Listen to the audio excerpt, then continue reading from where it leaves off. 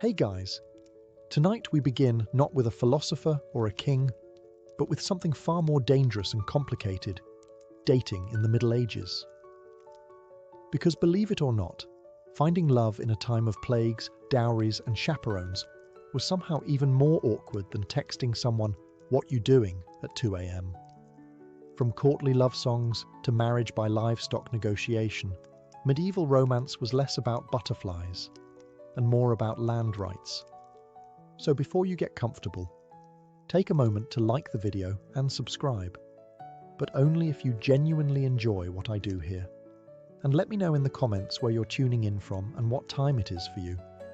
It's always fascinating to see who's joining us from around the world.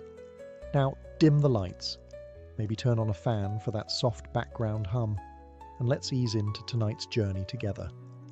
So, you're standing in a medieval village, or maybe a chilly stone castle, wondering how to find love. Maybe strike up a conversation? Compliment someone's hose? Ask if they come here often? Nope. That's not how any of this works. If you're in the Middle Ages, dating, in the modern sense, doesn't really exist. You don't flirt, text, or go for long walks to see where it goes. Instead, your parents, or your lord or your abbot, are already deciding who you'll marry, when, and how many cows it will take to seal the deal. If you're a noble, you've probably been betrothed since before your voice dropped. You and your future spouse might meet for the first time on your wedding day. And yes, that's just as uncomfortable as it sounds. The whole thing is about land, titles, and family alliances. Not compatibility or how good they are at lute solos. If you're a peasant, things are slightly less formal, but only slightly. Your family still has a strong say, and love isn't really part of the discussion. Maybe your parents know a nice girl whose family owns a productive goat. Maybe they admire a boy who can thatch a roof without falling off. Boom. You're courting now. Lucky you. It's not that people in the Middle Ages don't feel romantic. They do. It's just not the priority. The goal is survival, inheritance, and social stability. Falling in love before marriage? That's risky. Falling in love outside of marriage? That's scandalous. Either way, it's frowned upon. Unless you're a character in a tragic poem, in which case, go wild. And yet, you dream. Maybe you write a little verse on a scrap of parchment. Maybe you sneak a glance across the market. Maybe, just maybe, you fall for someone who wasn't pre-approved by your family's livestock appraiser. But for now, you wait, you obey, you try not to fall for the miller's apprentice. Because in this world, love might be the goal of poets, but marriage is the work of parents, priests, and politics. So you think someone's cute. Maybe it's the way they balance a basket of onions on their head. Maybe it's the confident way they beat mud off a rug. Your medieval heart skips a beat. But steady yourself, because in this world, romance doesn't bloom without a balance sheet. Before you even think about courtship, you'd better ask, what do I bring to the table? And if your answer is a charming personality, you might want to sit down. If you're a young man, you'll need land, or livestock, or tools, or a roof that doesn't leak too much. Love letters are nice, but nothing says husband material like 2 healthy oxen and a roof that can survive a mild storm. If your father has already promised the best goat to your brother, well, you might want to consider the priesthood. If you're a young woman, your family needs a dowry. That could be coin, clothing, or a suspiciously generous number of geese. Doesn't matter how witty you are, if your family can't pay up, you're likely to spend a long time perfecting your embroidery alone. Now let's say you actually like someone who makes your calloused heart flutter. You lock eyes at the well. There's a spark. It's romantic. It's poetic. It's completely irrelevant, because unless your families are on equal financial footing, you might as well fall in love with a cloud. If you're noble, it gets worse. Your hand in marriage is tied to land, borders, and political favours. You're not just a person. You're a walking treaty. Congratulations. Even peasants aren't safe. Marriage is practical. You don't marry for butterflies. You marry because your pig pen borders someone else's wheat field. You dream of passion. You settle for irrigation rights. And yet, you try. Maybe you offer a small gift, a carved spoon, a handful of berries, or your finest slightly cracked mug. Maybe they smile, maybe they don't. But the truth remains. In medieval dating, economics is the flirting, and love is just a bonus you hope your spouse develops eventually. So let's say you're not a peasant worrying about pigs or a noble dealing with treaties. Let's say you're a knight.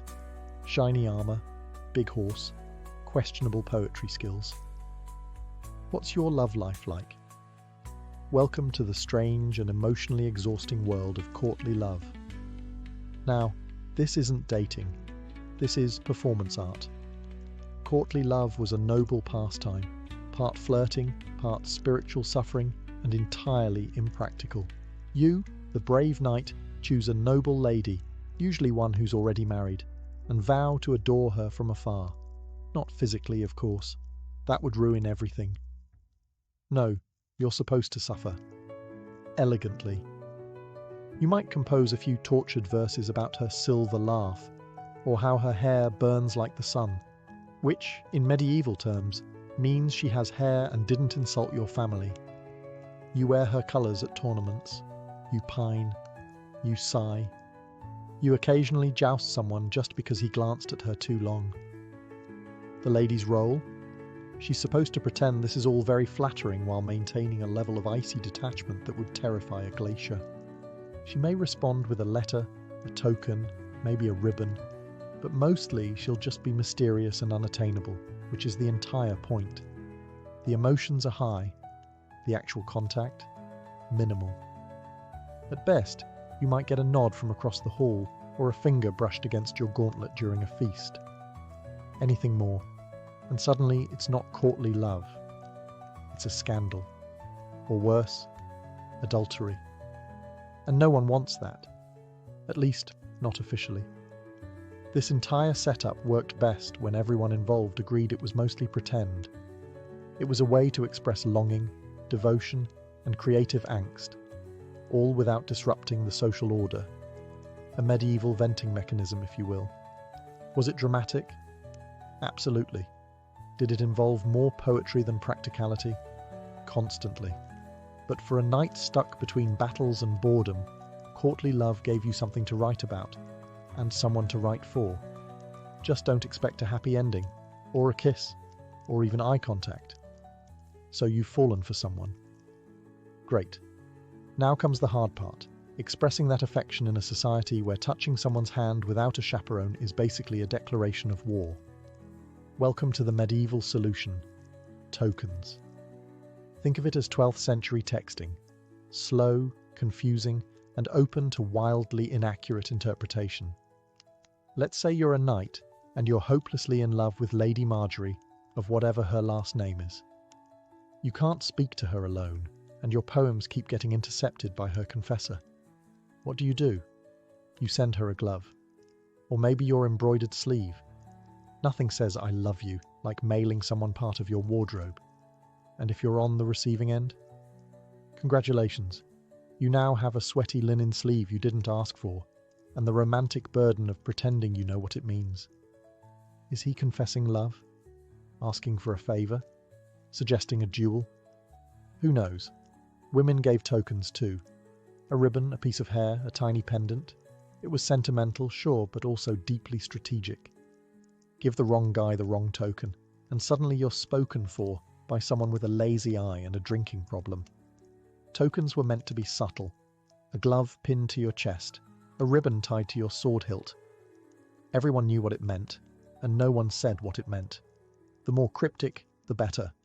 It was less about communication and more about plausible deniability. Oh, this glove? No, it's not from Lady Joan. It just appeared on my pillow, scented with lavender, completely random. For commoners, tokens were simpler. Maybe a wood carving, maybe a handkerchief you stitched when you weren't milking something. It was still romantic, just with more calluses involved. Tokens were also risky. Giving one to the wrong person could spark rumours. Receiving one you didn't want meant figuring out how to politely return someone's sock without insulting their lineage. But for all the awkwardness, these tokens carried real emotional weight. They were symbols of love in a world that didn't allow much room for it. So you finally build up the courage to talk to your crush. Maybe offer them a flower. Maybe quote a little bad poetry you definitely didn't steal from a travelling minstrel. You're ready for a moment of intimacy. Unfortunately, you're not alone. Welcome to the world of medieval dating surveillance, where love is never blind. It's heavily monitored by your mother, your priest, a nosy cousin, and sometimes all three at once. Let's say you're a young woman of marrying age. You're never just going for a walk. You're going for a walk with Margaret and her terrifyingly strict aunt, who's already judging your posture. Even if you're simply fetching water, someone is watching. Someone is always watching. It's less dating, more espionage. And if you're a man trying to court someone, better hope you have the approval of her family, her parish priest, and the local gossip network. You show up at her house with flowers? Her father's behind the door, sharpening something. Her mother's pretending to stir a pot that hasn't boiled in 3 hours. And the village priest just happens to be passing by on his way to morning prayers at sunset. The logic behind all this supervision was simple. Protect virtue, preserve family honour, and absolutely prevent any unsanctioned touching, especially before marriage, especially alone, especially ever. Chaperones were there to monitor innocent interactions. Group outings, monitored, walks, supervised, sitting within a 2-metre radius of each other on a bench, only if someone's grandmother is knitting nearby and pretending not to listen. The church, of course, had opinions, lots of them. It regulated courtship the way a bouncer regulates a nightclub. Priests gave sermons about proper conduct and wrote lengthy treatises on the dangers of flirtation. Yes, that's right. Medieval clergy published anti-flirting manuals. Imagine someone copying those out by candlelight while monks silently judge you from across the scriptorium. Even letter writing wasn't safe. Some monasteries opened love letters just to screen for moral content. That's right, divine censorship. So if you want to fall in love, you'll have to get used to doing it quietly, and in the presence of your entire extended family, and possibly God. So, you're in love. Or at least medieval in love, which is mostly longing, confusion, and a lot of pacing near windows. You've exchanged glances across a feast. Maybe they picked up your dropped handkerchief and didn't immediately throw it into the fire. The tension is unbearable. But you still can't speak freely. There are chaperones, priests, mothers lurking like emotional border patrol agents. So what do? You write a letter. Ah, yes. The secret love letter. The most dangerous piece of parchment since the excommunication notice. This is your chance to confess your heart, using the most cryptic, overly poetic language possible. Because you can't just say, I like you. You must say, my soul is a stag, pierced by the arrow of your grace, roaming the forests of yearning. Naturally, if you're literate, which, let's be honest, isn't a given, you pen your message on vellum or rough parchment. If you're really dedicated, you dust it with flower petals or perfume. Just be careful with that. One noble accidentally used a love letter to wrap a herring and delivered it to the wrong girl. They're married now. It's fine. Now comes the problem of delivery. You can't just hand it over. You need a courier, a loyal servant, a bribed monk, or a younger sibling with limited understanding of consequences. Sometimes even a minstrel would do the job, singing your poem in the town square while pretending it was anonymous. Subtle. And the poetry? Risky. Very risky. The line between romantic and heresy was thinner than a monk's patience during Lent. If your metaphor even hinted at anything physical, you might find yourself confessing to both lust and literary exaggeration.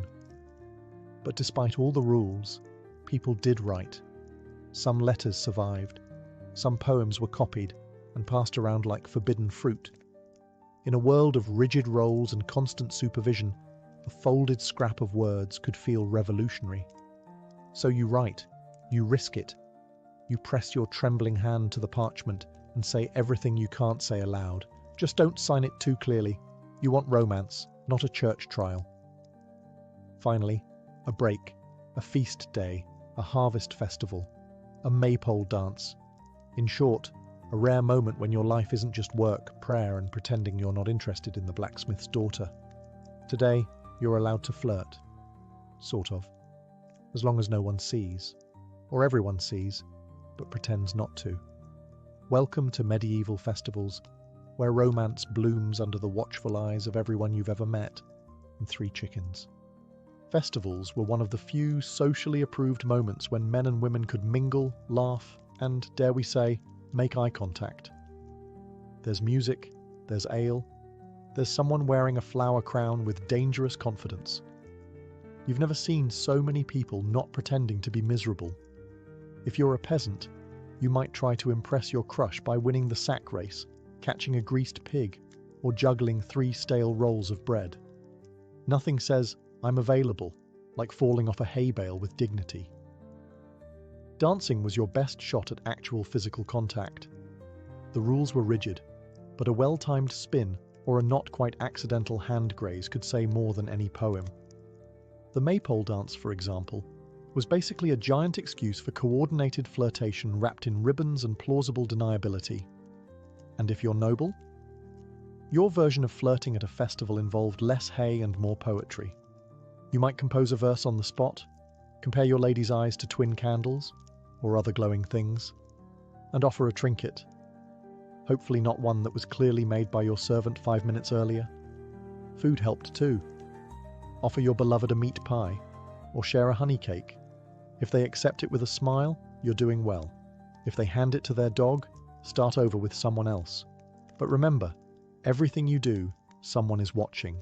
A parent, a priest, a bard with a big mouth. One misstep, and your flirty smile becomes a youthful indiscretion discussed at church for the next 6 weeks. Still, for a few hours you can pretend. Pretend you're in a world where love isn't a transaction, where laughter isn't suspicious, and where dancing in public doesn't end in penance. Let's say you're not a knight, a noble, or a bard with a lute and excessive feelings. You're a regular villager. You wake up with the cows, go to bed with the chickens, and spend most of your day ankle-deep in mud. You're not looking for a poetic soulmate. You're looking for someone who can milk a goat without emotional drama. Welcome to peasant courtship, where romance is practical, gestures are modest, and chemistry means we can survive winter together. In your world, dating is less about long conversations and more about shared tasks. You notice someone you like because they work hard, don't complain much, and have a decent set of teeth. That's it. That's the whole checklist. You're not picky. You're realistic. You don't need fireworks. You need someone who can gut a fish and maybe doesn't snore too loudly. So how do you show interest? You give gifts, small, useful things. A basket of eggs, a bundle of firewood, a good turnip. And if you're feeling bold, maybe a woven ribbon or a carved spoon. Nothing says, "I'm serious about you," like a spoon you whittled by candlelight while your pig judged you silently. Conversations happen during shared chores. You might walk together to the mill, chat while tending sheep, or exchange pleasantries while shoveling something that smells questionable. No one's reciting poetry. You're talking about the weather, crop yields, and whether or not old Thomas fell in the well again. And yet, in its own way, it's romantic. There's a sweetness in the simplicity. A shared life built not on idealism, but on cooperation. You know each other's strengths, weaknesses, and how fast they run when a goat escapes. Proposals often came quickly. If you both agreed, and the families did too, marriage followed. Maybe you moved into a shared hut. Maybe you built a new one from scratch with help from the village. You brought your best blanket. They brought a goat. Together, you began the strange miracle of domestic survival. It's not glamorous, but it's honest. You've done it. You found someone who can cook, clean, tolerate your family, and doesn't visibly recoil at the sight of your feet. True love, right? Now it's time to get married, which, in medieval terms, means you're entering into a contract. Not a dreamy vow under the stars. A legally binding transaction, often negotiated with all the passion of a livestock auction. If you're a peasant, it's still a big deal. You gather a few witnesses, talk to the local priest, and try not to trip over the Latin during the ceremony. But behind the sweet-sounding blessings is a serious checklist. Dowry, land rights, who gets the cow, and what happens if someone dies during planting season. Ah yes, romance. If you're from the upper class, buckle up. Your marriage is a full-blown legal negotiation. Your parents, their parents, the priest, a scribe, maybe a cousin who once studied law. They're all in on it. The bride and groom, mostly just standing nearby, looking decorative and nodding when spoken to. You may or may not have even met the person you're marrying. Your family has done the math. Your estate needs her fields, her dowry balances your debts, and both of your coats of arms look good next to each other. Love is optional. The merger is not. And once you're married, it's permanent. Divorce isn't really a thing unless you can prove someone wasn't baptized, was secretly related to you, or died and forgot to mention it. Annulments existed, but they required a lot of paperwork, a bit of luck, and a solid bribe. Still, not everything is bleak. Some couples genuinely grew to love each other, shared chores, raising children, surviving winters. These things have a way of building affection, or at least tolerance, which in medieval terms is basically the same thing. The church was involved in every step. Marriage was a holy sacrament, one of the 7 big ones. You didn't just marry for legal reasons, you married because God needed a witness. Possibly 2. So you stand, exchange vows, and smile as someone hands over a sack of onions and calls it a blessing. So, let's say you've had enough. Enough contracts, enough negotiations, enough being treated like a particularly valuable sack of flour. You're a noble, but for once, you want to marry for love. Not for land, not for lineage, not for your father's strategic ambitions, just love. Congratulations, you're about to cause a scandal. Noble elopements were the medieval equivalent of lighting your family tree on fire and dancing in the ashes. If you ran off to marry someone of your own choosing, it wasn't just personal rebellion, it was political sabotage. Let's say you're Lady Eleanor, promised to Saboring von Estate Secure, but you've fallen madly in love with a penniless squire who smells faintly of horses and adventure. You meet in secret, whisper sweet nothings in the stables, and one day, you vanish. Off to a monastery where the abbot owes you a favour. There you marry under questionable legality, with only a nervous monk and 2 chickens as witnesses. Back at home, chaos. Your family? Outraged. Your father? Threatening to siege the groom's family garden. Your mother? Crying into her embroidery hoop. The church? Deeply concerned. The gossip? Delicious. And if you're the groom in this romantic rebellion, don't get too comfortable. Best case scenario? You get to keep your bride and your kneecaps. Worst case? You're excommunicated and disemboweled, in that order. Still, some couples got away with it. If the union couldn't be undone without causing even more embarrassment, families sometimes just sighed and moved on. After all, what's done is done, and at least nobody died. Hopefully. In rare cases, these scandals became legends. Songs were written, poems composed, stories whispered at banquets. 2 nobles who chose love over duty. Practically mythological. And yes, most noble marriages were transactional. But these moments, brief rebellions, passionate escapes, whispered vows beneath moonlit towers, they reminded the world that love, though inconvenient, refused to go extinct. So if you ever feel dramatic for swiping left or turning down a second date, just remember, at least your love life doesn't involve secret weddings, angry barons, and a horse tied to a ladder outside your window. Ah, marriage. That beautiful union of 2 souls, and their respective financial portfolios.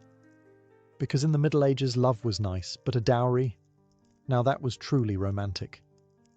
Let's say you're a bride. You're not just getting married, you're being launched, like a small dowry-equipped economic vessel. Your family prepares your dowry: money, livestock, land, linens, a cow or two, depending on how lovable they think you are, and maybe even a set of pewter dishes if they're feeling generous. These offerings go to your future husband, who accepts you and your portable wealth with open arms and a mental calculator. Now flip the scenario. In some cultures or regions, it's not the bride's family giving the goods, it's the bride price. The groom pays her family for the honour of marrying her, effectively saying, "Here's a horse, a cloak, and 3 pigs. Now give me your daughter." Medieval romance at its finest. The point is, someone is paying someone. You're getting married, and there is absolutely a receipt involved. These exchanges weren't just about wealth. They were about status, expectations, and public statements. A large dowry might indicate a bride came from a prestigious family. A stingy one might suggest they were trying to offload her quickly, possibly due to suspicious personality traits or a habit of talking back. You, as the bride, didn't usually get to keep your dowry. It became part of the household economy, managed by your husband, guarded by the law, and hopefully not gambled away on dice and ale within the first month of marriage. If the marriage ended, through death, annulment, or your husband wandering off to join a monastery after midlife regret, your dowry could theoretically be returned. But retrieving it was often harder than pulling a sword from a stone. You'd need support, legal backing, and ideally someone who could read. Meanwhile, the bride price, if paid, was like buying a rare goat, expensive upfront and no refunds. It compensated the bride's family for the loss of her labour. After all, who's going to milk the sheep now? So while love was occasionally in the mix, money was always at the altar. So you didn't go the marriage route. Maybe you were the second son, or your dowry was suspiciously small, or you just really liked chanting.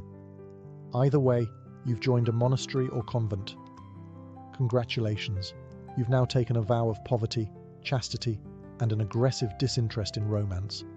And yet, here you are, in a stone cloister surrounded by silence, candle smoke, and Brother Anselm's unexpectedly soulful eyes. Yes, even behind monastery walls, forbidden love found a way. To be clear, falling in love in a religious order was deeply discouraged. Like, you might get whipped, exiled, or lectured by someone with a Latin name. Discouraged. You've sworn to give your heart entirely to God, which means giving it to literally no one else. But hearts are unruly, and sometimes prayers start sounding a lot like love poems. Maybe it starts with innocent tasks. Passing each other bread in the refectory, whispering during Vespers, laughing a little too hard when someone drops a hymnal. Before you know it, you're tucking extra cheese into Sister Beatrice's satchel and questioning everything. Some monks and nuns wrote passionate letters, disguised, of course, as theological musings. "Your soul is a shining light in the darkness of my contemplation" sounds holy, unless you read between the lines. And many did. There were, inevitably, scandals, secret meetings in the herb garden, midnight confessions that weren't strictly sacramental, and the occasional gasp-worthy discovery of a nun with a suspiciously round belly. The punishment, usually harsh: exile, public penance, or being reassigned to some far-off abbey known mostly for sheep and silence. Still, not all stories ended in disgrace. Some lovers escaped. A few even got married after being defrocked. Most, though, returned to their cloisters, red-faced and redevoted, swearing that the whole thing was just an overzealous theological debate. Because in the end, monastic life was about discipline. But humans are humans, even in robes, even in silence. And sometimes a quiet glance across the chapel was more thrilling than any tournament or courtly poem. You did it. You got married. There was a priest, a pig roast, and someone spilled mead on your mother's only nice cloak. But now it's been a few months, or years, and something feels off. Maybe your spouse snores like a dying lute. Maybe they forgot to mention their chronic gambling problem. Or maybe you just realized that marrying for land and sheep doesn't automatically result in romantic bliss. Either way, welcome to the world of medieval marital disappointment. Now, don't go reaching for the divorce papers, because they don't exist. At least, not in any form you'd recognize. Marriage was a sacred and unbreakable bond, approved by the church, sealed by God, and enforced by public shame.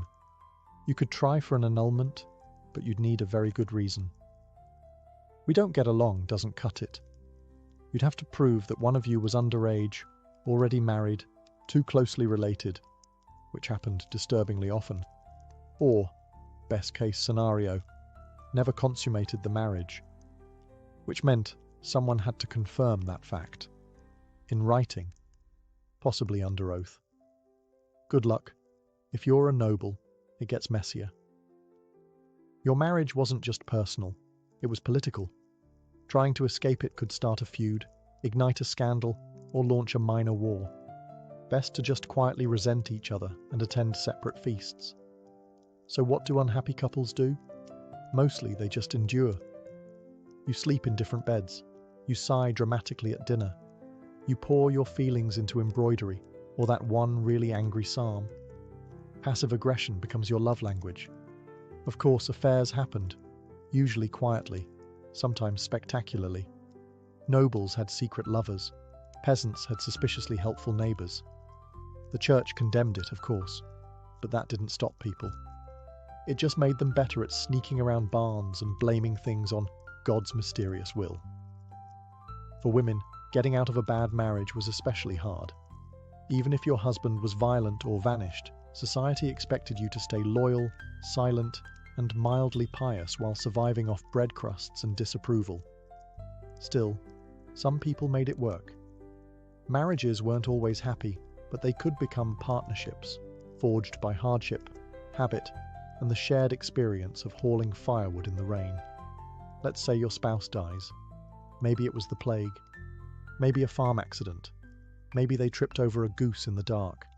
However it happened, you're now widowed. And suddenly, the medieval dating pool opens back up. Being a widow in the Middle Ages was oddly liberating. Not do whatever you want liberating, but certainly more freedom than you had before. For women, especially, widowhood often brought a taste of independence. Managing land, making decisions, even speaking in public without being immediately shushed. And if you were young-ish and still had teeth, you could remarry, quickly, very quickly. Mourning periods existed, but so did survival instincts. A widow with land and no husband was basically a walking treasure chest. Suitors appeared with alarming speed, some sincere, others just very enthusiastic about your dairy cows. If you're a man and recently widowed, society practically pushes you back into marriage. Who else is going to cook, clean, and raise the 11 children you somehow accumulated? So you start looking. Maybe the baker's daughter, maybe that quiet widow who always brings suspiciously good mead to market. Romance in second marriages could be surprisingly sweet. This time around, you're older, wiser. You're not being pushed into an alliance. You're choosing someone to survive with. Maybe even someone you like. Wild concept. Of course, there were rules. The church frowned on remarriage that happened too quickly. Like, your spouse isn't cold yet. Quickly. And widows often had to negotiate with family over dowries and inheritance. Nothing says romantic second chance like arguing with your brother-in-law over who keeps the butter churn. But still, second marriages were common, even expected. Life was short, winters were long. No one wanted to spend them alone if they didn't have to. And yes, love was part of it. Maybe not the swooning, sonnet-writing kind, but the quiet kind, based on shared stories, mutual respect, and the understanding that both of you had already seen some things. So you light the fire, pour the soup, and try again. Not because it's perfect, but because it's human. You've made it this far, survived the contracts, the courtships, the chaperones, and possibly a dramatic barn elopement. But before you fall for someone new, ask yourself the most medieval question of all. Are you cosmically allowed to love this person? Because in the Middle Ages, love wasn't just a matter of the heart. It was a matter of stars, bones, and whether or not your grandmother saw a fox this morning. Let's begin with astrology. Yes, before you kissed anyone, you might want to consult the local monk astrologer. Are your signs compatible? Is Venus in retrograde? Was your beloved born under an unlucky moon? If so, better to marry someone less cursed. Love is hard enough without planetary sabotage. Then there were birthmarks, mysterious little symbols that might identify you as your soulmate's long-lost twin, or their destined executioner. Superstitions were flexible like that. But the church had its own checklist. You couldn't marry your cousin, or your second cousin, or your fourth cousin twice removed, unless you had special permission, which the wealthy often bought, because loopholes. So before things got serious, you'd probably need to draw a family tree, and then quietly erase parts of it. Social status also mattered, deeply. A noble could not fall in love with a peasant without it being declared either a miracle or a moral failing. Cross-class romance was rare, scandalous, and only acceptable if it later became a tragic folk song. And then there were the omens. If a raven flew overhead while you were thinking about someone, bad sign. If you dropped bread at dinner while glancing at your crush, forget it. That's a cursed union. Someone might bury a charm under your doorstep to protect you from improper suitors, or to sabotage your chances. Either worked. Love, in this world, wasn't just personal. It was mystical. Everyone had an opinion. The stars, the saints, the weather, and that one woman in the woods who definitely wasn't a witch, except she probably was. But despite all the rules, signs, and whispered warnings, people still loved. Clumsily, bravely, often against advice. Because medieval or not, the heart remains wonderfully disobedient. You've probably heard of Alexander the Great, maybe even Julius Caesar. But have you ever heard of the woman who allegedly chopped off the head of Cyrus the Great and dunked it in blood? Her name was Tomyris, and she didn't rule from a throne gilded in gold or within high-walled cities. No, her court was the open sky, her army was the wind, and her power came not from titles, but from pure, unshakable authority. She was queen of the Massagetae, a confederation of nomadic tribes who roamed the steppes of Central Asia. Think horse archers, tattooed warriors, ritual feasts, and battlefield justice. Tomyris didn't inherit her power from a pampered courtier system. She rose through grit, leadership, and possibly a healthy dose of "don't mess with me" energy. Her people were tough, accustomed to harsh winters, long migrations, and enemies on every side. But even among such people, she stood out. She was a warrior, a lawgiver, and a ruler in her own right. No husband overshadowed her. No brother guided her hand. Now, to be clear, much of what we know about Tomyris comes from the Greek historian Herodotus, a man not exactly known for his strict fact-checking. But if even a fraction of his account is true, then Tomyris wasn't just a queen. She was a storm in human form. At the heart of her story is this. A foreign superpower was growing stronger by the day. The Achaemenid Persian Empire, led by Cyrus the Great. He had already conquered Lydia and Babylon, and now his gaze turned east. The Massagetae were next on his list. But Cyrus didn't fully understand what kind of woman he was dealing with. Before the first arrow flew, before the first spear shattered, and before her son's death changed everything, Tomyris was already preparing for war. Not because she wanted conquest, but because she refused submission. She wasn't just defending territory, she was defending a way of life. And as Cyrus would soon learn, there are some queens you just don't invade. Cyrus the Great had a reputation. He wasn't just any king, he was a conqueror's conqueror. The kind of man who could stroll into ancient cities, topple empires, and still get remembered fondly by historians. So when he looked east toward the land of the Massagetae, he didn't exactly expect resistance. After all, Who could possibly say no to the man who had taken Babylon without even breaking a sweat? Cyrus sent a polite offer first, because of course, every good imperialist starts with a smile. He proposed a political marriage between himself and Tomyris. Now you might think, that's romantic. But Tomyris saw right through it. She understood that this wasn't about love or even alliance. It was about control. If she married Cyrus, her kingdom would become just another province of the Persian Empire, and she, a trophy queen. She declined, firmly. Cyrus, unaccustomed to rejection, didn't take it well. If he couldn't charm her into submission, he would take her kingdom by force. He crossed the Araxes River, which separated his empire from the lands of the Massagetae, and established a foothold. But Tomyris wasn't idle. She gathered her warriors, consulted her chiefs, and prepared for what she knew was coming: war. Then came the bait.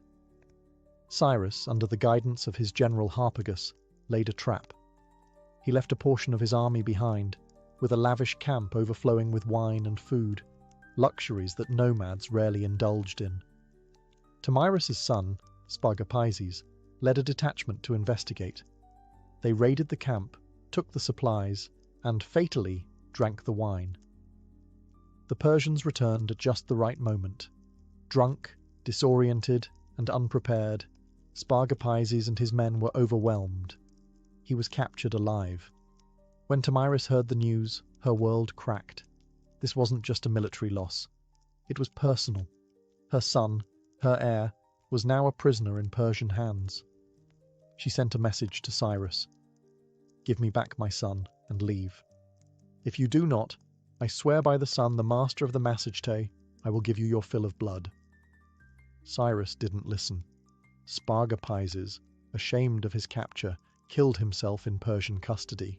Tomyris had just lost her only son, and now she was out for blood. Grief is a powerful thing. But grief mixed with fury, that's the recipe for absolute devastation. When Tomyris learned her son Spargapizes had taken his own life in Persian captivity, something inside her snapped. This was no longer about borders, pride, or even independence. This was war soaked in vengeance. And Tomyris wasn't one to grieve quietly. She didn't retire to her tent in mourning robes or weep by the fire. No, she mounted her horse, sharpened her weapons, and swore an oath that would echo through history. She would face Cyrus in battle, she would defeat him, and then she would make sure he never forgot her name, even in death. According to Herodotus, Tomyris summoned her tribal council. Under her command, the Massagetae mobilized. Picture it. Hundreds of warriors on horseback, adorned in leather armor, wielding bows and spears, faces painted with fury. They didn't march like a Persian army, they moved like a storm, swift, chaotic, and with deadly precision. This time, she set the trap. Cyrus, perhaps overconfident from his earlier deception, underestimated her resolve. But Tomyris knew his tactics now. She studied his movements, waited for the right moment, and then unleashed everything. The two armies clashed in what Herodotus describes as one of the bloodiest battles of the ancient world. There were no fancy formations or long speeches, just screaming horses, clashing blades, and a queen who fought alongside her warriors. No silk-robed empress here. Tomyris was in the thick of it, riding hard, cutting down enemies with merciless focus. And when the dust finally settled, Cyrus the Great was dead. Tomyris, ever theatrical in her justice, had his body searched. His head was severed, placed into a wineskin filled with blood, and presented as a final offering. According to Herodotus, she spoke to it. "You thirsted for blood, now drink your fill." Whether or not every detail is true is almost beside the point, because what matters is that Tomyris won. She crushed the most powerful empire of her day, avenged her son, and made sure that her name would be remembered, not as a victim, but as a conqueror. And this was just the start of her legend. The battlefield was silent. The Persians were dead or fleeing. their legendary king lifeless in the dust. And Tomyris? She didn't celebrate like a conqueror. She didn't parade through Persepolis or carve her face into coins. Instead, she stood over Cyrus's body, her vengeance fulfilled, but her heart still broken. Victory, it turned out, didn't bring peace. The Massagetae had won more than just a battle. They had turned the tide of empire. The death of Cyrus the Great sent shockwaves across the ancient world. In Babylon, Egypt, and the far corners of the Persian realm, rumours swirled. The unstoppable king had fallen, not at the hands of another great empire, but by a nomadic queen who had no throne, no palace, just fury, grit, and a cavalry of warriors who would ride into hell for her. And yet, Tomyris didn't exploit her victory for conquest. She returned to her people with the same pragmatism she ruled with. No war taxes, no imperial ambitions. She didn't try to seize the Persian throne. That wasn't her world. Her justice had been served. Her son had been avenged. The empire could continue without Cyrus. But now, it would think twice before ever riding east again. It's worth noting just how rare this was. Most rulers, after winning a battle of that magnitude, would have grabbed power with both hands. But Tomyris seemed more concerned with preserving her people's freedom than expanding her reach. And yet, this is where her story begins to fade. There are no records of her after the battle, no statues, no royal tomb, no Massagetae monuments carved in stone. She rides into the fog of history, as elusive and untamed as the steppes themselves. Historians debate whether Herodotus exaggerated her tale. Some say Cyrus died elsewhere, that the wineskin of blood was poetic fiction. But even skeptics agree, someone dealt Persia a heavy blow. And it wasn't a king, it wasn't a general, it was a queen, a mother, a woman whose love for her son fueled one of the most dramatic reckonings in ancient history. And her story, it didn't need to be written in stone. It was carried by the wind. Because when the wind howls across the steppe, some still say it whispers her name, Tomyris. To understand Tomyris, you have to understand the people she led. The Massagetae weren't your typical ancient civilization. No marble temples, no hanging gardens, no scrolls of poetry. They were a nomadic warrior culture, living in the vast, untamed lands east of the Caspian Sea, lands too wild for Persian satraps or Babylonian scribes. Their world was one of movement, survival, and honor. Imagine sprawling plains without borders, herds of horses and cattle as currency, and warriors raised in the saddle. Children were taught to ride before they could walk straight. Archery wasn't a sport, it was second nature. Their bows were compact and deadly. Their armor? Layers of leather and scale, flexible for riding, sturdy for war. They hunted, they raided, and they fought to protect their freedom. And unlike many patriarchal societies of the time, Massagetae women could, and did, fight. That wasn't an exception. It was expected. Warrior women weren't legends. They were your neighbours. So when Tomyris picked up a sword and led her people into battle, no one raised an eyebrow. She wasn't pretending to be a man or defying norms. She was the norm, just sharper, smarter, and far more dangerous than most. Their society valued strength, but also justice. Crimes were punished harshly, but fairly. Property was communal in many ways. What mattered was loyalty to the tribe and the ability to defend it. Kings and queens ruled, yes, but through consensus, not tyranny. Leaders had to prove themselves through deeds, not bloodlines. And as for religion, they were sun worshippers. Tomyris, in her famous warning to Cyrus, swore by the sun, the master of the Massagetae. The sun was life, light, and justice, the divine judge of all oaths. To break one's word was to spit in the face of the heavens. In short, Tomyris wasn't some anomaly. She was the ideal embodiment of her people. Fierce, principled, proud. She didn't rise to power in spite of being a woman. She rose because she was exactly the kind of leader the Massagetae revered. While the Persians had bureaucracy, the Massagetae had freedom, and in one brutal, history-defining clash, that freedom held its ground. Because when you come from a land where the wind never stops, and the sky is your only ceiling, submission is simply not an option. You know what's strange? Everything we know about Tomyris, her battle with Cyrus, her son's death, the wineskin full of blood, it all comes from one man, Herodotus.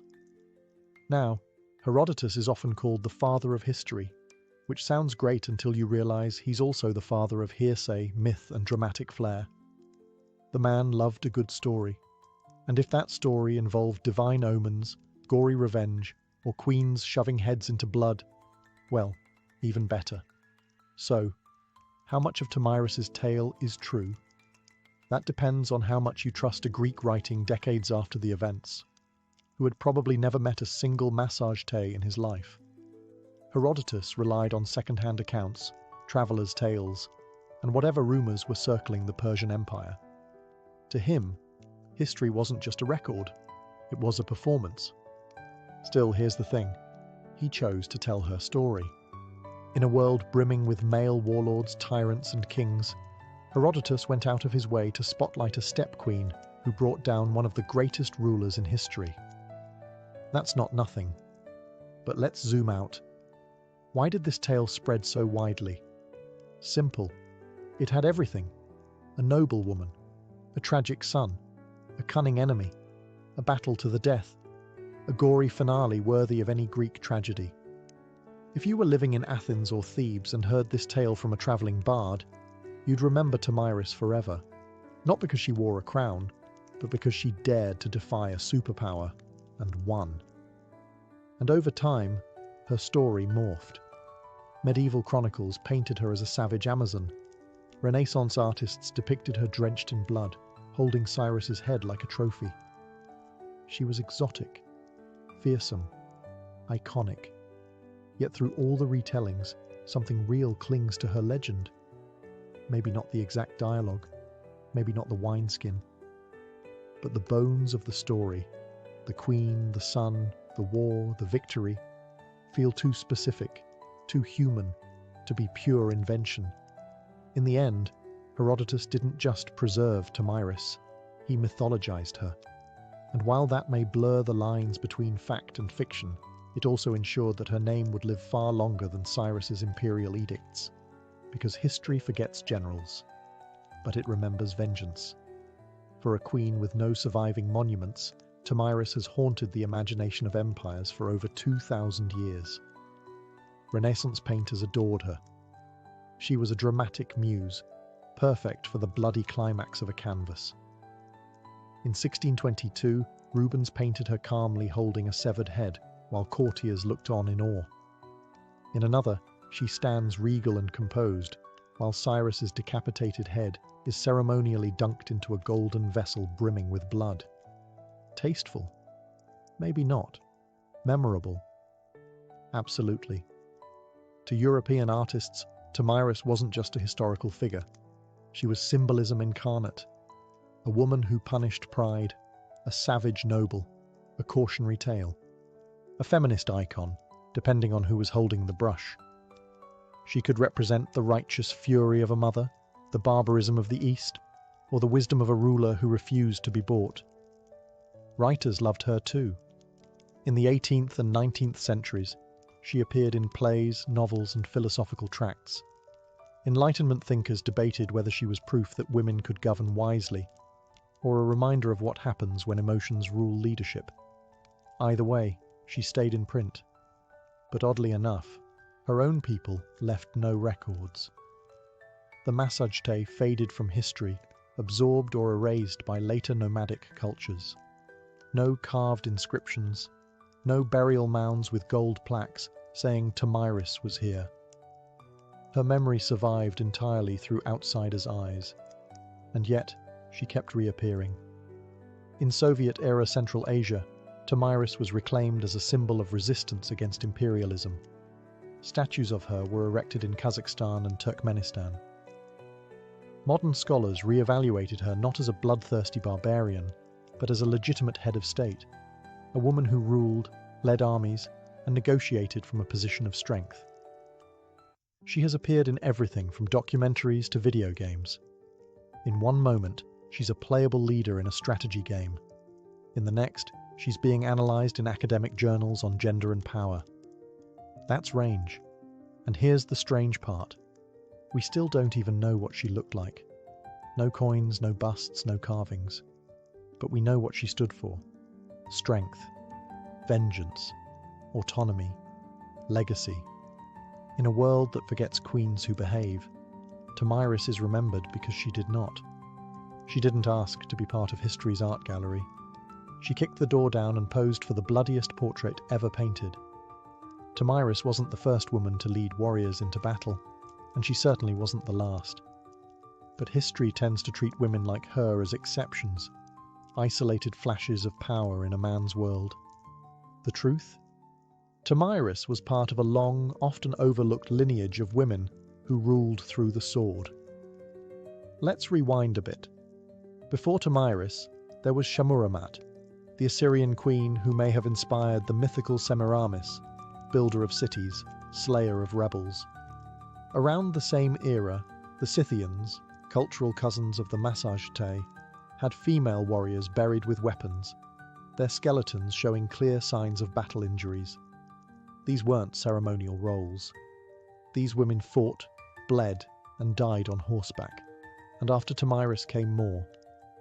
Boudica, the Celtic queen who led a fiery revolt against the Roman Empire in the 1st century CE, is often compared to her. Like Tomyris, Boudica's war was sparked by personal loss. Her daughters were assaulted, her land seized. Her response? She burned Roman settlements to ash. The parallels are uncanny. Grief, vengeance, and an empire too arrogant to see what was coming. There's also Zenobia, queen of Palmyra, who in the 3rd century CE defied Rome itself and carved out her own mini-empire in the east. She minted coins with her face. She declared independence. She made the emperor come to her. What binds all these women together, Tomyris included, isn't just power. It's audacity. They led in eras that pretended leadership belonged to men. They wielded authority not as caretakers or stand-ins, but as strategists, generals and rulers. And while many male leaders were praised for their conquests, these women were often labelled dangerous, unnatural, savage. Why? Because they won. Tomyris wasn't an outlier. She was part of a global, centuries-long pattern of women who rose in times of crisis and made kings bleed. Her story, preserved by Greek pens and modern imagination, reminds us that female leadership wasn't rare. It was just rarely recorded. So when you picture ancient warfare, don't just see helmets and beards. See a queen on horseback, bow in hand, blood in her eyes, and understand, Tomyris wasn't alone. She was just one of the few they couldn't erase. Tomyris never built a palace.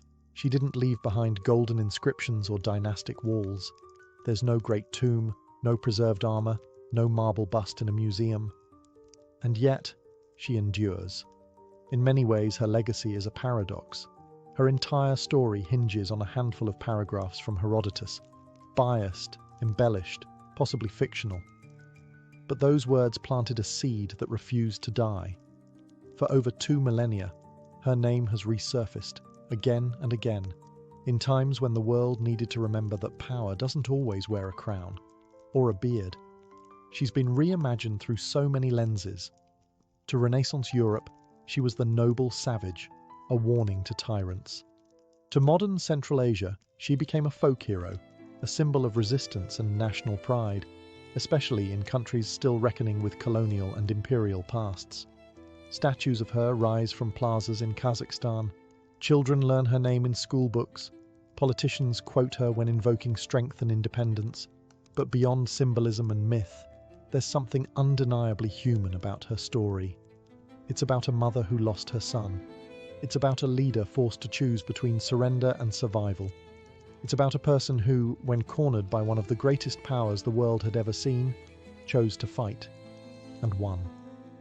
In a world that often erases the names of warrior women, Tomyris persists like a blade buried just beneath the surface, always ready to be unearthed by a new generation hungry for stories of untamed defiance. She reminds us that history isn't just kings and empires. It's also mothers and queens, grief and revenge, dirt and blood. It's the silent moments after battle, when a woman stands alone in a field littered with corpses, knowing she has changed the course of the world, but will never be fully believed. And that might be her greatest legacy, the refusal to be forgotten. No statues, no problem. Her name still rides on the wind of the steppes. Her story still makes emperors look mortal. And her legend still whispers the warning, "Come for me, and you'll drink your fill of blood." So the next time you hear of a great king's downfall, remember, sometimes the final blow comes not from a rival empire, but from a queen on horseback, lost to history, but never truly gone. Imagine a life where your walls are made of felt, your roof is stitched from hide, and your front door opens to the horizon. There are no cities, no farmland, no stone monuments to pass on to the future, just the rhythm of hooves, the whisper of grass, and the ever-changing sky. For ancient nomadic cultures, permanence was a myth, and mobility was strength. From the Eurasian steppes to the Arabian deserts, ancient nomads shaped entire civilizations without leaving a single marble temple. These weren't rootless wanderers.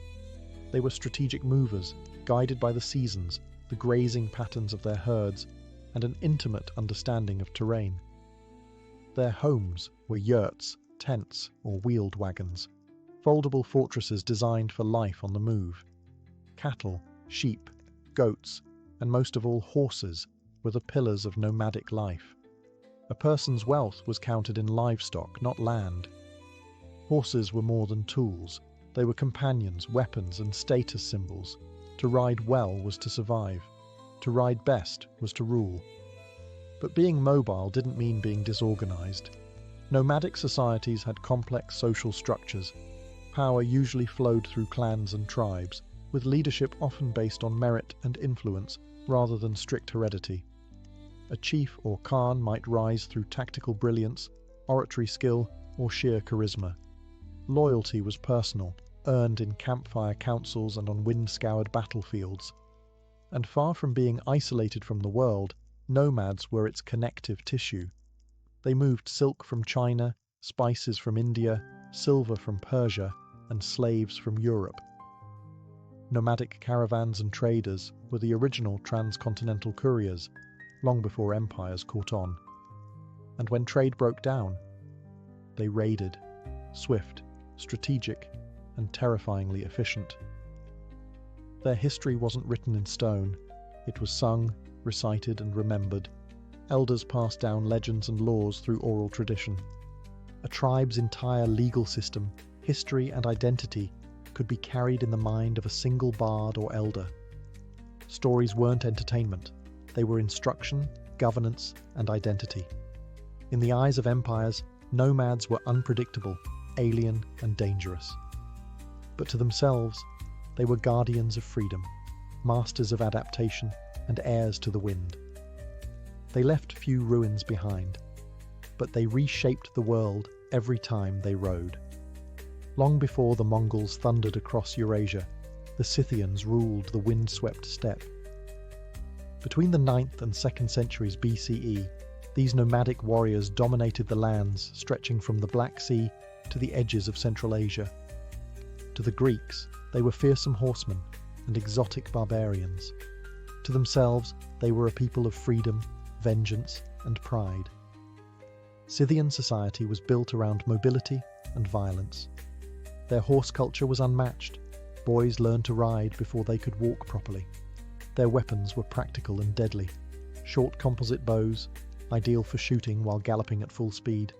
Curved swords, battle axes, and iron-tipped spears. The Scythian warrior wasn't just a man either. Archaeological finds confirm what Herodotus hinted at. Women fought too. Some graves reveal female skeletons buried with weapons, showing battle wounds that only came from real combat. They didn't build cities, but their kurgans, burial mounds, have preserved their legacy. Beneath these mounds, archaeologists have found gold, intricate tattoos on preserved skin, embroidered garments, and elaborate weaponry. Their art style, full of swirling animals and predatory symbolism, reflects a life bound to nature and the hunt. But the Scythians weren't just wild raiders. They were diplomats, mercenaries, and traders, especially with Greek colonies along the Black Sea. They sold furs, slaves, and grain, and in return imported wine, pottery, and luxury goods. Greek writers both admired and feared them. Herodotus wrote of their strange customs, like drinking the blood of enemies or using scalps as napkins. But he also praised their justice and loyalty to kin. Their religion was primal and animistic. They worshipped gods of war, fire, and fertility. Some rituals involved cannabis smoke, others horse sacrifice. Their worldview was cyclical and tied to the land, not in terms of ownership, but sacred movement. Eventually, they faded. Pressured by other nomadic groups like the Sarmatians, and boxed in by growing empires, the Scythians dissolved into history. But they set the standard for the steppe warrior archetype. A mobile, deadly, fiercely independent fighter with no master and no fixed home. They didn't write books. But when you see a mounted archer silhouetted against the steppe, that shadow is Scythian. They were the storm before the empire. While the Scythians ruled the grasslands, the Bedouins carved their legacy into sand. Originating in the vast deserts of the Arabian Peninsula, the Bedouin were not merely wanderers. They were engineers of survival, mastering some of the most inhospitable terrain on earth. Unlike the mounted thunder of steppe nomads, the Bedouin life was quieter, more deliberate. It was built around the rhythms of the desert, drought and rainfall, grazing routes, and the movements of stars. Their home was the black goat hair tent, or Beit el-Sha'ar, portable, breathable, and easy to pack. Life moved with the camels, known as the ships of the desert. Camels were transport, food, clothing, and currency all at once. The Bedouin were famed for their tribal structure. Everything revolved around the clan. Loyalty to kin came before all else. Honor, or sharaf, wasn't just a word. It was the social glue. A single insult could start a blood feud. But generosity to guests, karam, was just as sacred. A stranger could expect food, water, and protection for 3 days. No questions asked. Their warfare was rooted in the raid, or gazu, fast, strategic attacks designed to capture goods and livestock without unnecessary bloodshed. Battle wasn't about mass slaughter. It was about survival, prestige, and honor. A successful raid elevated a man's status. A failed one could stain a tribe's reputation for generations. But Bedouin life wasn't all conflict and sandstorms. It was rich in oral tradition. Poets were warriors of words. Their verses preserved history, shamed enemies, and praised heroes. Poetry was passed from memory to memory, often performed in song-like cadence around the fire. Some poems became tribal lore, others became legacy. Trade caravans also passed through Bedouin lands. These tribesmen served as guides, protectors, and sometimes smugglers, moving goods like incense, spices, and silk from southern Arabia to the Levant and beyond. They knew every oasis, every star path. Their knowledge was legendary and expensive. Though many Bedouins later integrated into cities and empires, they maintained a fierce sense of identity. Even today, the black tent and tribal codes remain symbols of Bedouin pride. They weren't just survivors of the desert, they were its soul. No nomadic people have ever reshaped the world quite like the Mongols. In the 13th century, these steppe riders erupted out of the plains of Mongolia and carved out the largest contiguous land empire in history. But their roots were no different than the other nomadic cultures they followed. Mobile, clan-based, and fiercely adaptive. Life on the Mongolian steppe was brutal and demanding. The Mongols lived in gurs, circular felt tents that could be assembled in under an hour and packed onto a cart the next morning. Their herds, horses, yaks, goats, sustained them, and their children were raised in the saddle. Riding was a skill learned before literacy. In fact, most Mongols couldn't read, but they didn't need to. Their knowledge was encoded in songs, proverbs, and memory. What made the Mongols different was how they weaponized mobility. Under Genghis Khan, tribal divisions were shattered and reorganized into a new merit-based system. Loyalty to tribe was replaced by loyalty to the Khan, and with that, the world changed. Mongol warfare was a ballet of speed and deception. Their horse archers could fire accurately at full gallop, fake retreats to lure enemies and travel over 100 miles a day. But they weren't just raiders, they were strategists. They used scouts, spies, signal flags, and psychological warfare with terrifying precision. Once they began conquering cities, they adapted quickly. Siege engineers from China and Persia joined their ranks.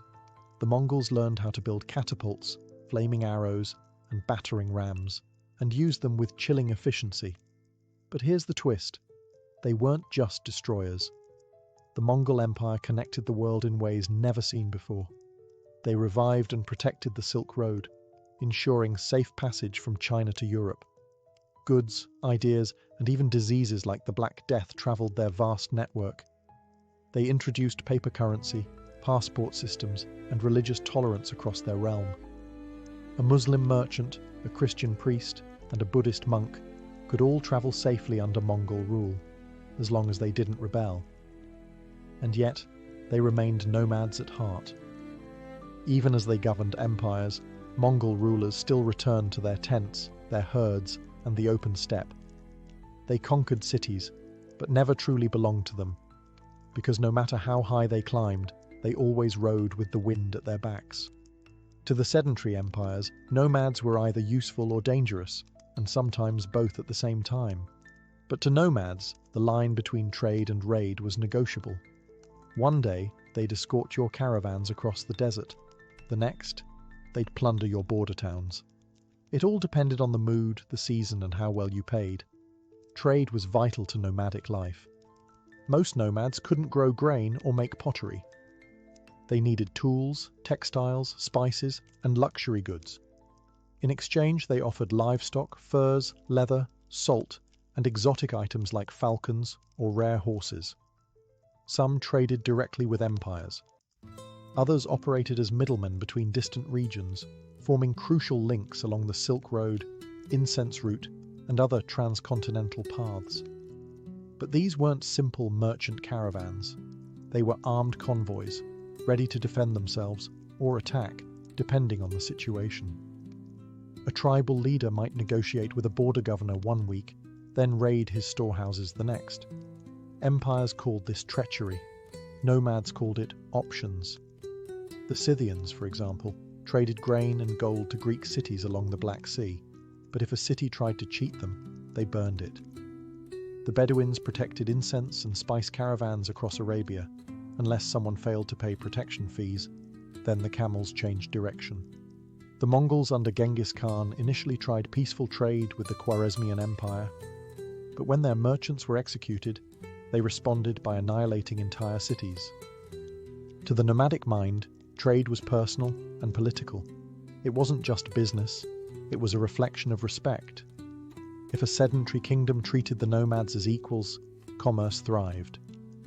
If they disrespected them, the punishment was swift, and usually on horseback. This tension gave rise to a strange relationship. Border economies. Towns and cities on the edge of nomadic zones often became hybrid spaces, half military outpost, half market. Governors bribed chieftains, tribes traded news, horses, and intelligence. Sometimes marriages were arranged to seal fragile peace.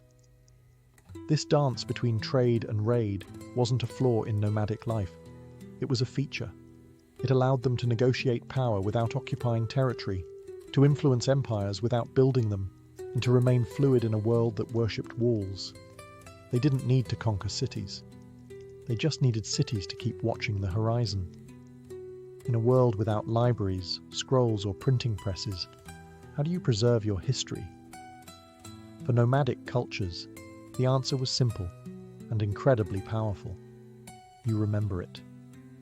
Oral tradition wasn't just a storytelling tool for ancient nomads. It was their library, courtroom, constitution, and mythos, all rolled into one.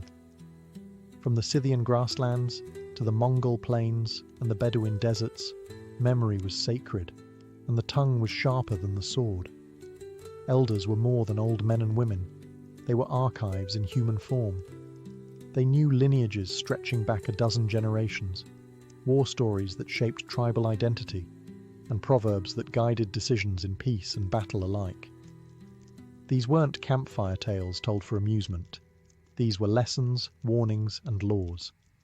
Among the Bedouins, poetry was king. A well-crafted verse could shame an enemy, honor a fallen warrior, or settle a dispute. Poets, or sha'ir, were advisors to tribal leaders, remembered more clearly than many chiefs. Their words could ignite war or stop it cold, and their memory, flawless. Entire epics were passed down word for word, generation after generation. The Mongols were no different. The great work known as The Secret History of the Mongols was first preserved orally, only written down later. It tells not just the rise of Genghis Khan, but the cultural values of loyalty, fate, revenge, and ambition that defined their world. It isn't a dry historical record.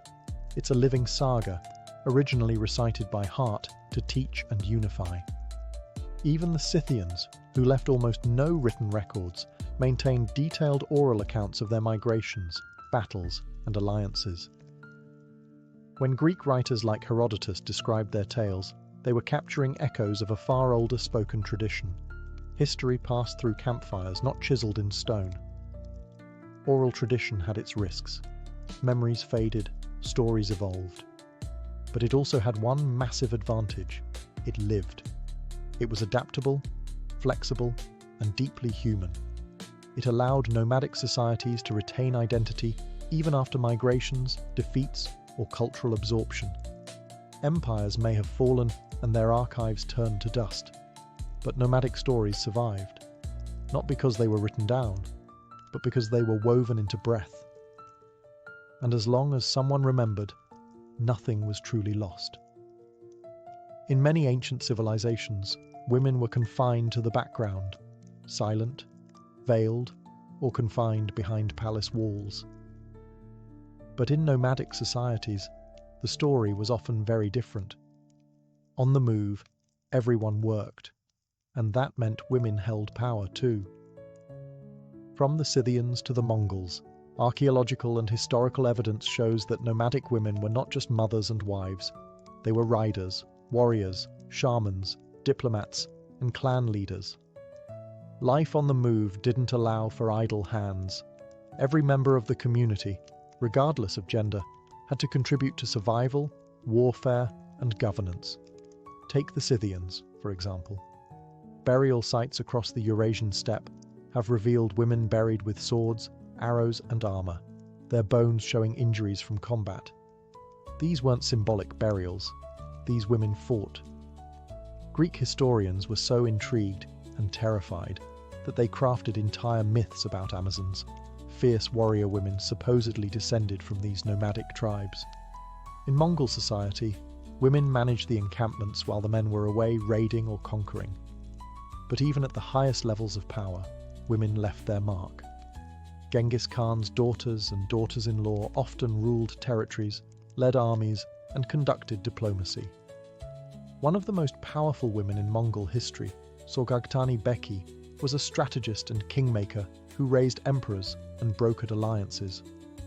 Among the Bedouins, women had fewer public leadership roles, but still wielded influence through poetry, family alliances, and the sacred traditions of hospitality. A woman's tent was her domain. Her ability to manage resources, uphold honor, and raise future warriors made her a central figure in tribal life. In some tribes, women could initiate divorce, control property, and even own camels, the ultimate symbol of wealth and survival. Religion also gave nomadic women spiritual authority. In various Turkic and Siberian steppe cultures, Female shamans played crucial roles as healers, spirit guides, and keepers of ancestral wisdom. They weren't fringe mystics. They were respected pillars of the community. In short, mobility created necessity, and necessity gave rise to equality, at least more than what was seen in most empires of the time. The unpredictable nature of nomadic life demanded flexibility. If a man fell in battle, a woman stepped up, without ceremony, without asking permission. In these windswept societies, a woman could be the hand that rocked the cradle and the hand that drew the bow. For nomadic peoples, spirituality was not tied to temples or sacred buildings. It was woven into the land, the sky, and the journey itself. When your life is in constant motion, your gods ride with you. Nomadic belief systems were typically animistic and nature-based, rooted in the cycles of the seasons, the behavior of animals, and the rhythms of survival. The wind wasn't just weather, it was a messenger. Mountains were guardians, rivers carried spirits, fire was sacred, life was a dialogue with the unseen. Among the Scythians, described by Herodotus, worship centered on a pantheon of gods tied to the natural world. Tabiti, the goddess of the hearth, likely equivalent to Hestia, and Papaios, the sky god. Rituals often involved horse sacrifice, cannabis smoke, and sacred oaths sworn under open skies. Their spiritual world was visceral, earthy, and direct. No priests in robes, just warriors and shamans calling to the heavens. The Bedouins, before the rise of Islam, practiced a form of polytheism centered around local deities and tribal idols. But above all, they revered the unseen, the mysterious forces of fate and nature. Jinn, or spirits, were believed to dwell in rocks, windstorms, and lonely places. Poets and seers were thought to be inspired, sometimes even possessed, by these entities. Hospitality wasn't just a custom, it was a spiritual obligation. In Mongol culture, the spiritual world was structured around Tengrism, the worship of Tengri, the eternal blue sky. Tengri wasn't a god you prayed to in a temple.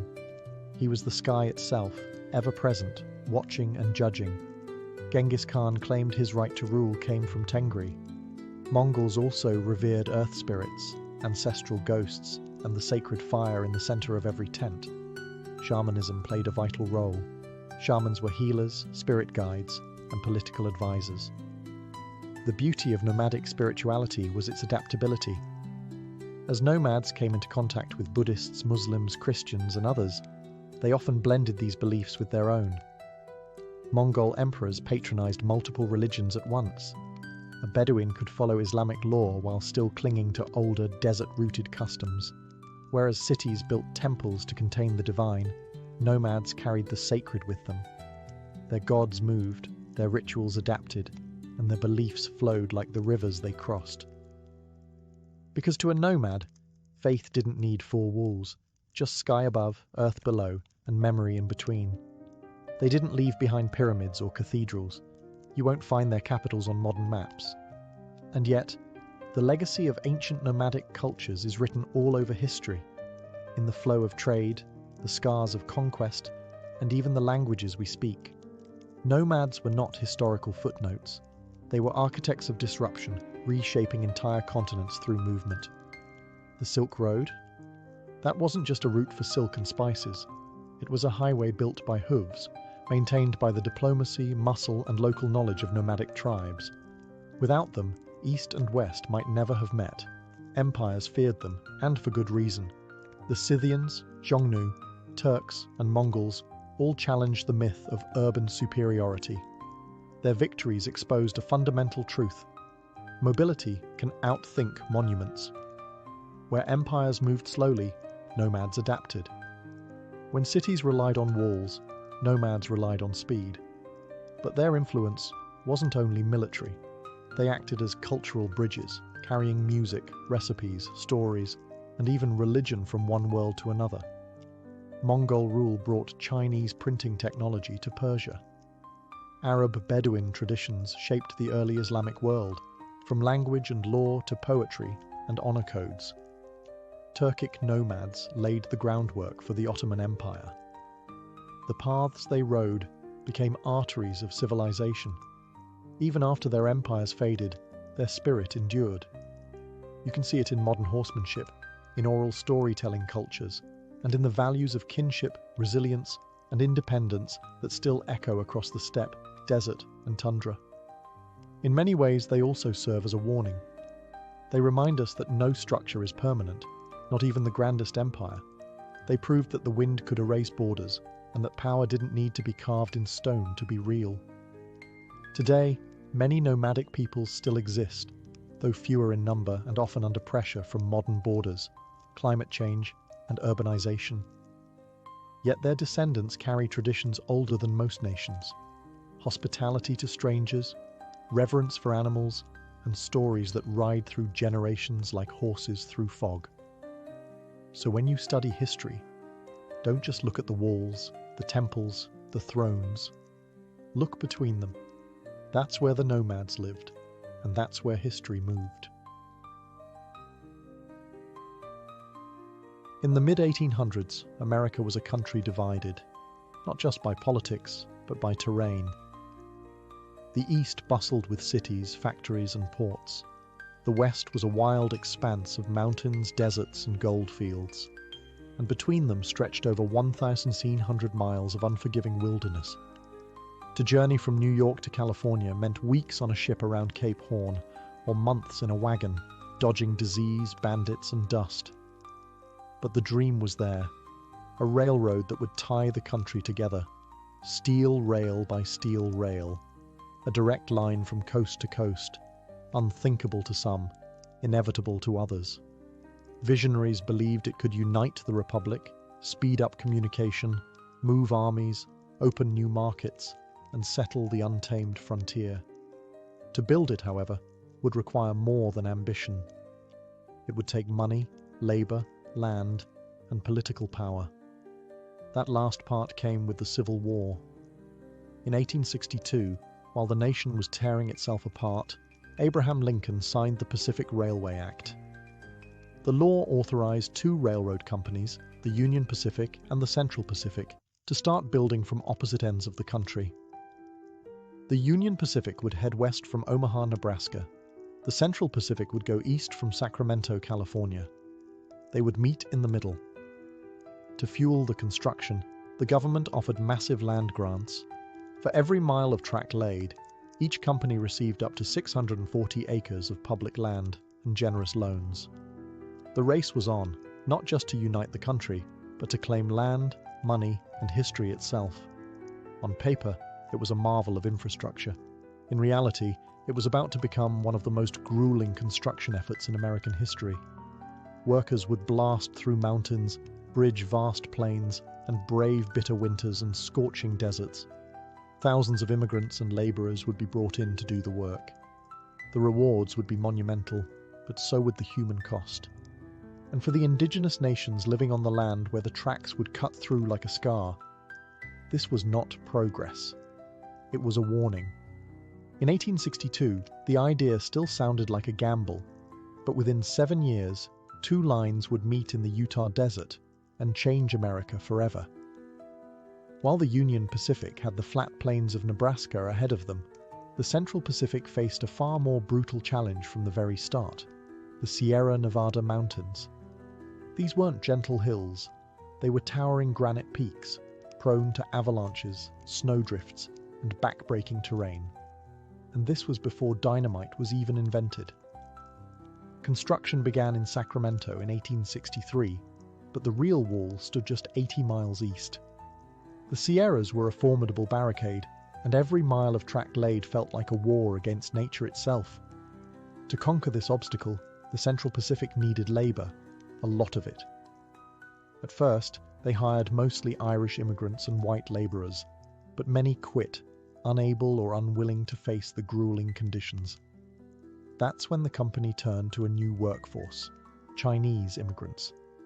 By 1865, over 10,000 Chinese laborers were building the railroad, more than 80% of the Central Pacific's entire workforce. They were paid less than white workers, often lived in more dangerous conditions, and faced deep racism, but they proved indispensable, showing incredible skill, endurance, and discipline. Their work was heroic and horrific. They carved tunnels through solid rock using only hand tools and black powder. The most infamous, Tunnel Number 6, took nearly 2 years to complete. In winter, snowdrifts reached 40 feet. Workers lived in camps buried beneath snow, connected by vertical shafts like chimneys. Dozens died in avalanches, explosions, and rock slides. And yet, the line advanced.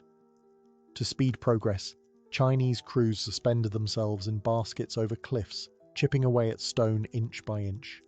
When they couldn't go around a mountain, they went through it. When they couldn't level terrain, they built wooden trestles that soared above ravines. It was some of the most dangerous and underappreciated labor in American history. Few records exist of individual Chinese workers.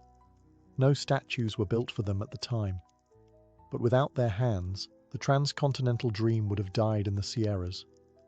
By 1867, the Central Pacific finally emerged from the mountains. What lay ahead was desert, harsh, dry, and deadly, but flat. The worst was behind them. The race to the meeting point was truly on. While the Central Pacific was battling granite and snow in the west, the Union Pacific had its own gauntlet to run. Starting from Omaha, Nebraska, the company laid track westward through the Great Plains, a land that seemed endless, flat, and deceptively simple. But the challenge wasn't the geography. It was people, politics, and power. The Union Pacific hired largely Irish immigrants, former Union soldiers, and freedmen. Many were veterans looking for steady pay after the Civil War. Crews could lay 2, sometimes even 3 miles of track in a single day. The wide-open plains allowed speed, but they also exposed the workers to raids, starvation, and environmental extremes. This was indigenous land. The Pawnee, Cheyenne, Arapaho, and Lakota Sioux had hunted, lived, and died on these plains for generations. And to them, the railroad was not progress. It was an invasion. The track cut directly through tribal hunting grounds. The smoke-belching engines frightened buffalo herds. Telegraph poles and surveyors disrupted sacred spaces. Tribes saw what was coming. Settlers, soldiers, fences, and displacement. Resistance was inevitable. The Lakota Sioux, under leaders like Red Cloud, fought back fiercely. They raided camps, attacked surveying teams, and tore up rails. In response, the US government built forts along the route and stationed troops to guard the track. Railroad construction became a militarized operation, with track layers working under the protection of armed guards. It was a low-grade war, fought with rifles and treaties that never lasted. For the indigenous nations, the railroad represented a death sentence for their way of life, and they were right. Still, the Union Pacific pushed forward. Financially backed by massive federal loans and led by men like Thomas Durant, the company laid track at breakneck speed. Crews lived in temporary towns, dubbed Hell on Wheels, which sprang up overnight and disappeared just as fast. Gambling, whiskey, and violence followed the workers like a dust storm. By 1867, Union Pacific had reached Cheyenne and was headed into Wyoming. The mountains loomed in the distance, but the real mountain they were climbing was political. How do you unite a nation when you're laying rails over the bones of another? For the Union Pacific, the answer was simple. Lay the track, don't look back. The story of the Transcontinental Railroad is often told with golden spikes and great men in top hats. But the real story? It's soaked in sweat, muscle, and pain. Much of it provided by men whose names were never recorded, whose graves were never marked, and whose stories were buried beneath the tracks they built. On the Central Pacific, it was the Chinese laborers who did the impossible. Nearly 15,000 of them, most hailing from Guangdong province, endured freezing temperatures, deadly explosions, and racial hostility while tunneling through the Sierra Nevada. They earned less than white workers, received no recognition, and were often housed in separate, inferior camps.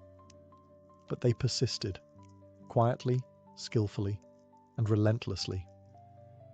Despite being called weak and unfit by early skeptics, the Chinese crews soon proved to be the most reliable workforce on the railroad.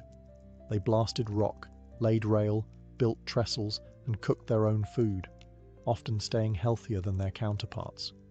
Yet, when the last spike was driven at Promontory Point, none of them were invited to the celebration photo. Meanwhile, on the Union Pacific, Irish immigrants made up a large portion of the workforce. Many had survived famine and war, only to face new dangers on the plains.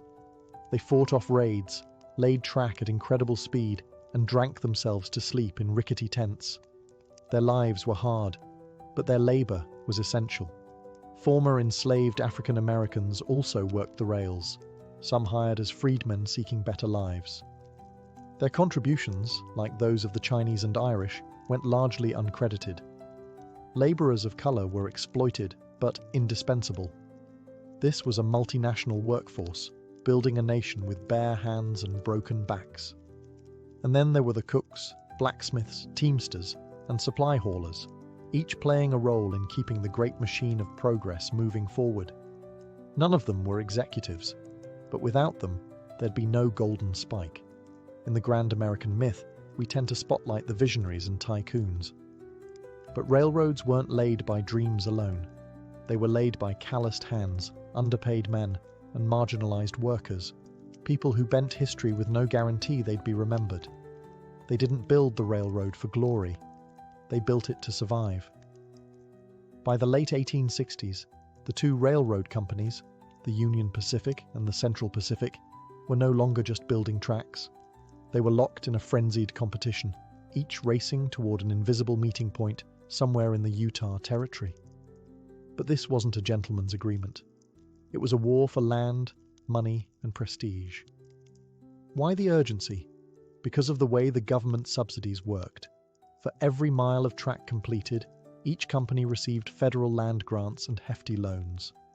The more track you built, the more profit you claimed.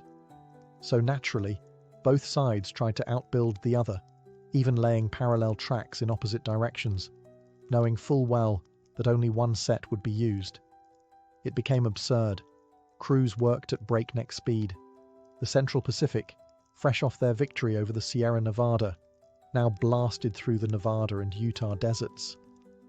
Meanwhile, the Union Pacific crossed rivers and high plains, skirting the edge of the Rocky Mountains.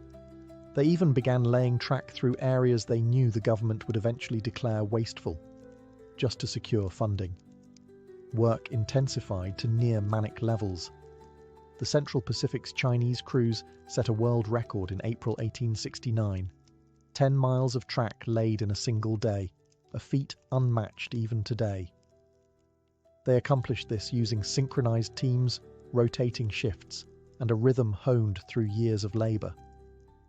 Union Pacific crews, not to be outdone, pushed hard from the east, despite ongoing labor strikes, supply issues, and mismanagement from their financier, Thomas Durant, who was more interested in stock manipulation than railroad engineering.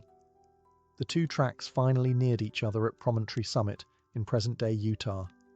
Surveyors marked the site. Arrangements were made for a formal ceremony.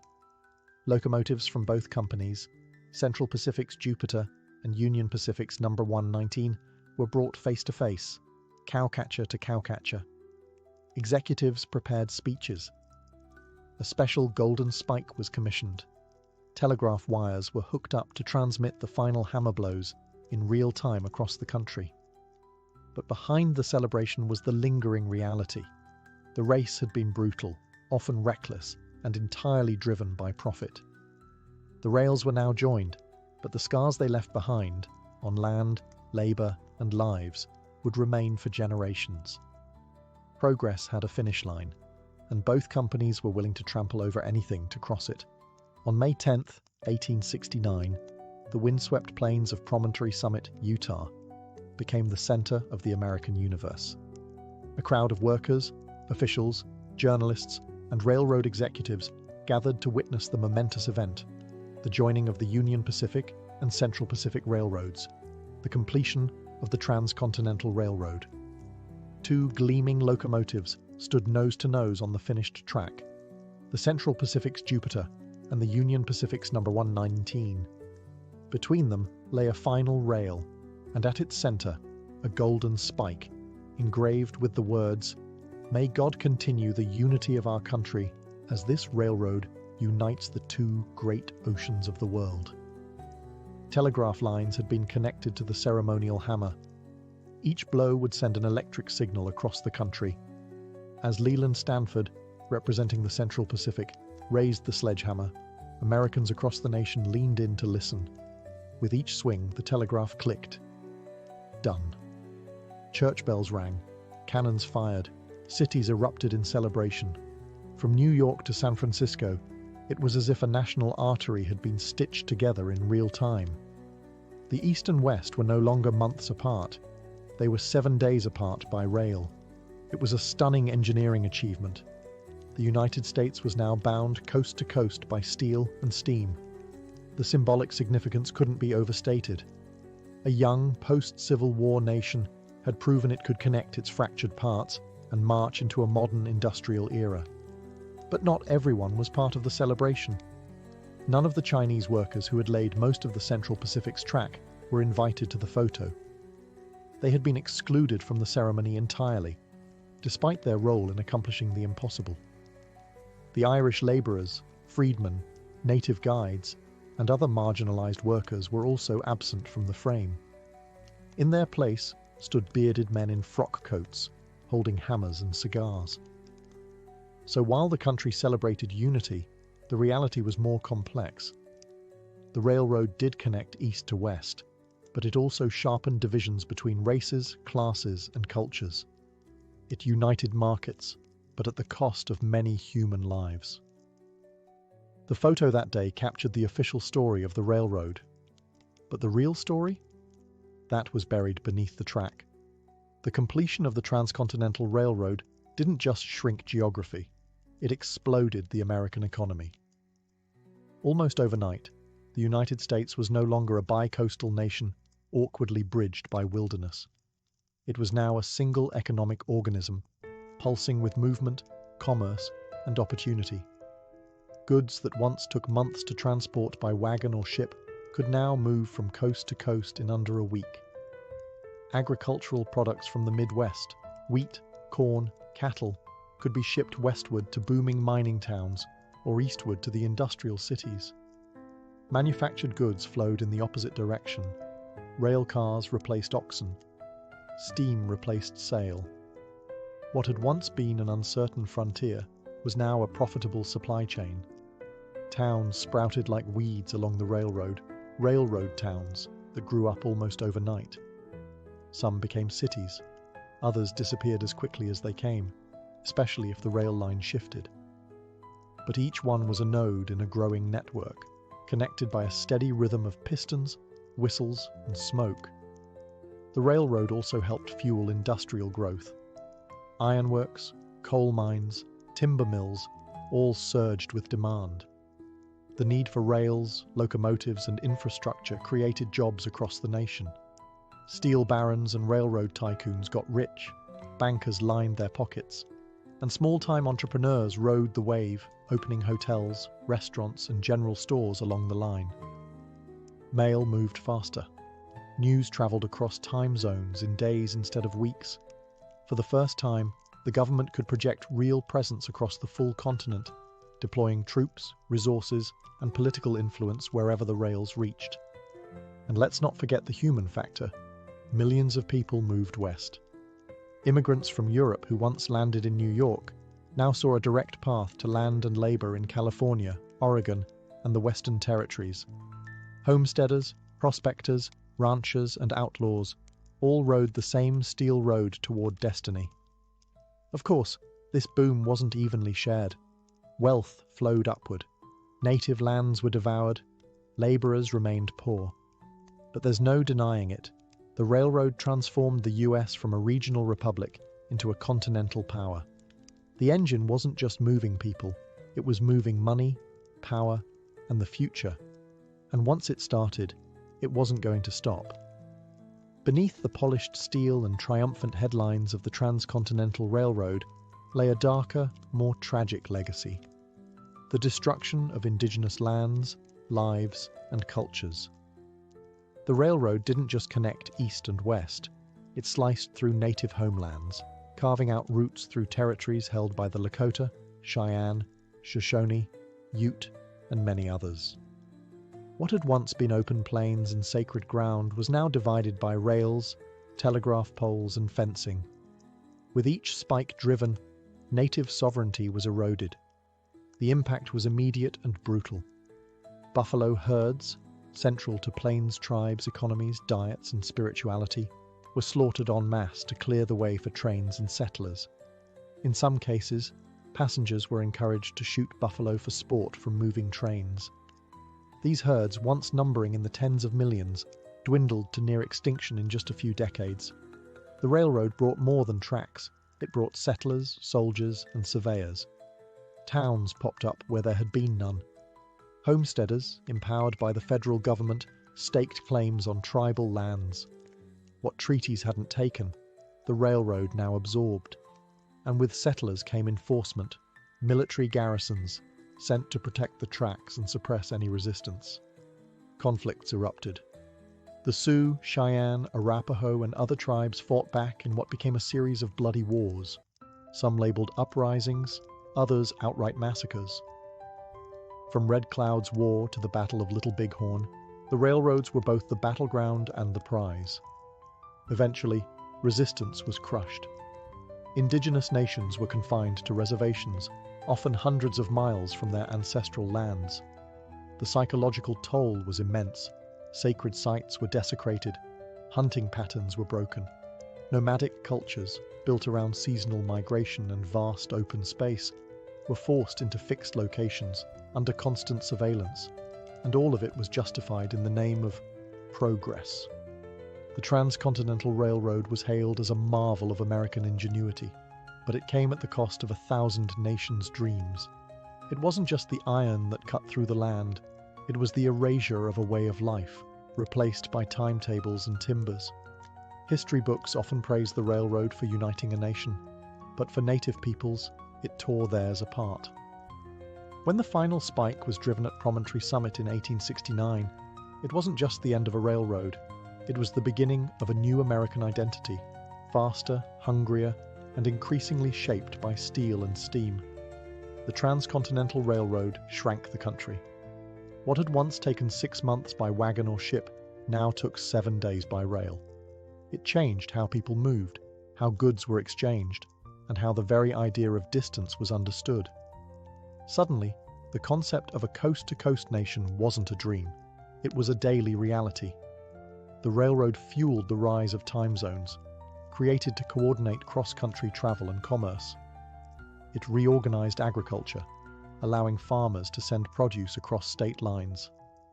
It powered the Second Industrial Revolution, enabling raw materials to flow efficiently into urban factories. The rhythm of the country began to match the clatter of trains. Culturally, the railroad reinforced a sense of manifest destiny, the belief that America was meant to span from Atlantic to Pacific. It made expansion feel not just possible, but inevitable. With rails stretching across deserts, mountains, and plains, there was no longer a wild frontier. Everything felt reachable, everything felt claimable. But the railroad also set the template for corporate power in America. Massive wealth accumulated at the top. Men like Leland Stanford, Thomas Durant, and Collis Huntington didn't just get rich, they shaped policy, bought politicians, and built empires. Corruption scandals like the Credit Mobilier affair exposed how deeply railroad interests were embedded in government. For labourers, the train tracks marked both opportunity and exploitation. For indigenous peoples, it marked the end of a world. For the environment, it brought radical change. Forests cleared, rivers bridged, buffalo nearly exterminated. Yet for all its costs, the railroad undeniably stitched the fabric of a modern America.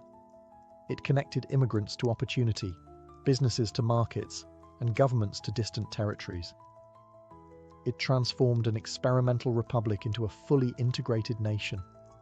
The iron rails didn't just carry passengers, they carried ambition, destruction, hope, and hubris. The railroad was both a triumph and a tragedy. And once those twin locomotives touched cowcatchers in the Utah desert, the country was never the same again. The nation was transformed, not by war or election, but by iron and fire.